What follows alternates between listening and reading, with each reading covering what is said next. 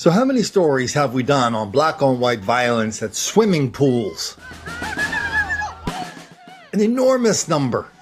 We've done stories about how they had to close down swimming pools. I did a whole story on my radio show how they had to close down the Canby Park pool in Wilmington, Delaware, because black people going to the pool were making it dangerous. Going to the pool, from the pool, and in the pool. They shut the whole pool down. This is not like a casual pool, right? It's a huge pool.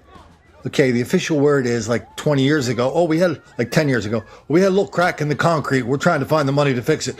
No, the neighbors won't let them fix the pool because the enormous amount of black violence in their neighborhood that happens whenever the pool is open in the summer. So we've done a ton of these stories. My own favorite story is the Joe Biden story, how he was a lifeguard in the other pool in Wilmington, Delaware. And he tells the story how he was the victim of black violence and criminality, but how he overcame it by showing the brothers he was down with the cause. And he still talks about it to this day. In his autobiography, he talked about it in front of the national meeting of the NAACP a couple of years ago.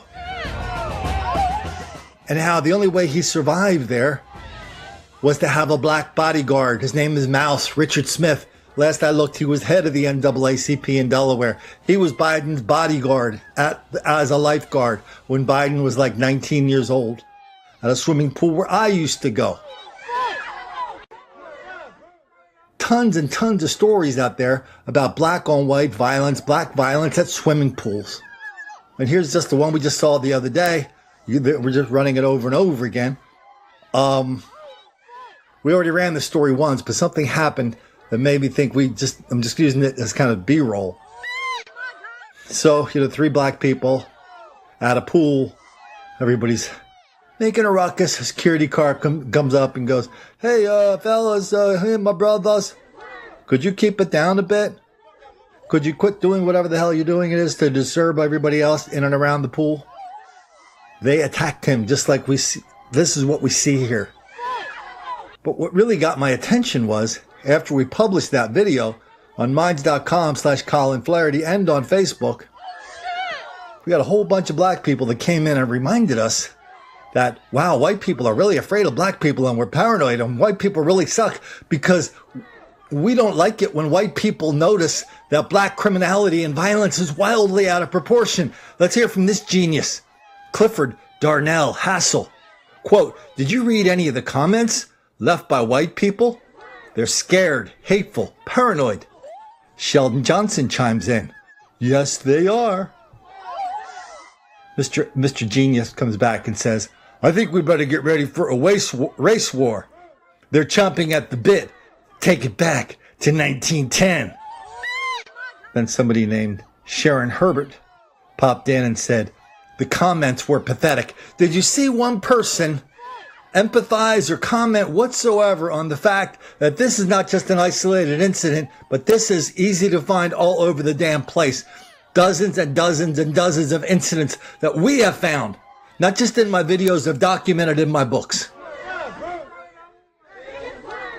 And so that's what we're really talking about here. That's what the stakes are here. This enormous level of black on white hostility, which emerges and is manifest as violence. Just like that. I mean, if that one was bad, what, three guys beating the hell out of one guy, what do you think about this one, where four black people beat the hell out of a white chick? Good evening, Gulf Coast, and thanks for joining us. I'm Taylor Rubach. Tanner Stewart has the night off. A Louisiana woman made her way to Biloxi Friday night for her friend's bachelorette party, but what was supposed to be a fun night landed her with a bruised face and a traumatic story. News 25's Veronica Bayona brings us more. I couldn't understand her. I honestly thought she was being raped the way she was screaming. I couldn't comprehend anything she was saying. I told her calm down, and she said, "I'm bleeding everywhere." And I said, "What do you mean?" And she goes, "I just got beat." Derek Baham got a chilling call at about 3:45 Saturday morning. His wife, Summer Baham, had been attacked in the parking garage of the Hard Rock Hotel and Casino in Biloxi. This wasn't just a simple attack. There was a lot of anger, a lot of hate in this. Bayham was walking towards her car on the second floor of the casino's parking garage when she was approached by 4 men who, according to Bayham, made advances towards her, which she ignored. Once inside her vehicle, one of the men opened the door of her car and began beating her as his 3 friends stood by and watched the scene turn violent. I could see nothing. Like, he had me pinned in my vehicle, and just as soon as he opened my door, he just started swinging.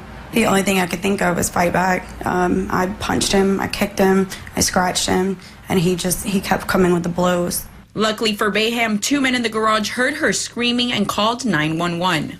They saved me. They really did. Because there's no telling if he would have continued to beat me.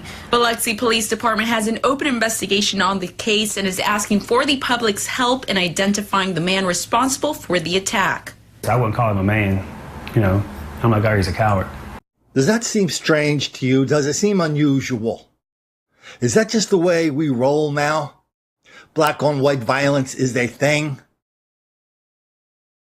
And if we notice it, that somehow makes us afraid? No, people on these videos, we're not afraid. We are aware. We're not taking any BS about what is really happening in this world. I'm still a little unhappy at that 95-year-old guy who was killed by one of the fellows who lived a few blocks down. He lived in his house for 60 years. Everybody moved out. Ethnic cleansing. The white people moved out. The black people moved in. All the kids are at the funeral. They're at the trial. The trial, they're going, wow, I can't believe this would ever happen to our father in that neighborhood.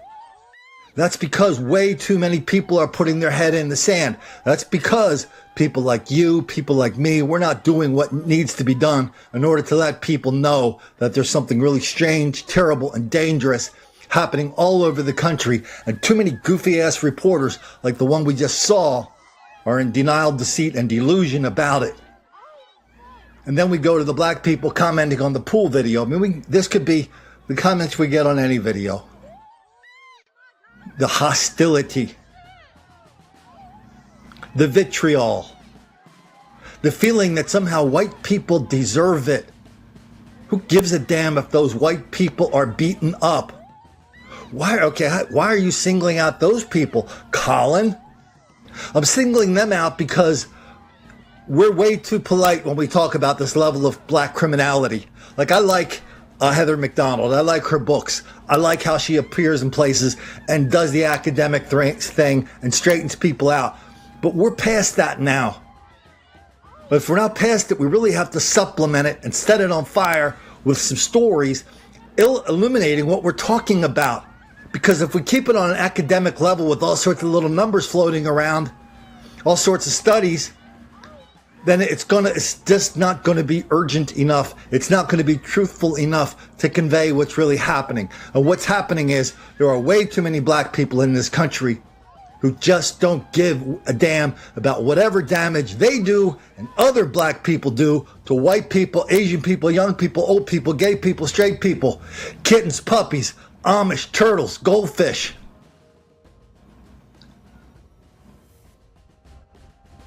And reporters and public officials just sit there and shrug their shoulders because all they've got to answer is, we just don't want to make the black kids angry.